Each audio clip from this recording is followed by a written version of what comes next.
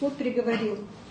Умаржаксылыка Мукашулы признать виновным в совершении уголовных правонарушений, предусмотренных пунктами 1, 2 части 3 статьи 190, пунктом 3 части 3 статьи 366 Уголовного кодекса Республики Казахстан и назначить ему наказание по пунктам 1, 2 части 3 статьи 190 Уголовного кодекса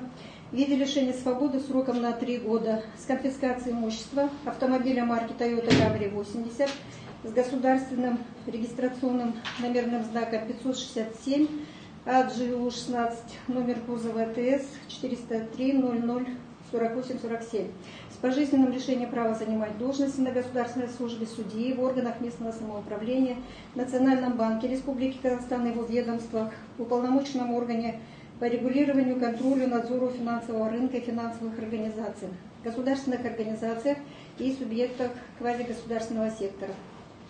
По пункту 3 части 3 статьи 366 Уголовного кодекса в виде лишения свободы сроком на 6 лет с пожизненным лишением права занимать должности на государственной службе судьи в органах местного самоуправления, Национальном банке Республики Казахстан и его ведомствах, уполномоченном органе по регулированию, контролю, надзору финансового рынка и финансовых организаций, государственных организациях и субъектах квазигосударственного сектора.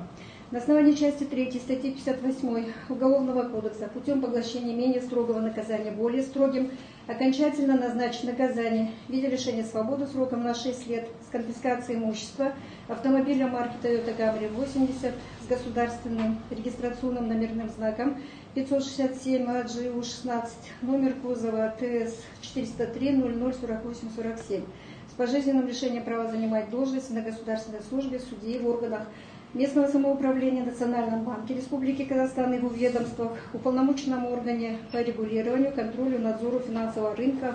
и финансовых организаций, государственных организациях и субъектах квазигосударственного сектора с отбыванием наказания в учреждениях уголовно-исполнительной системы средней безопасности.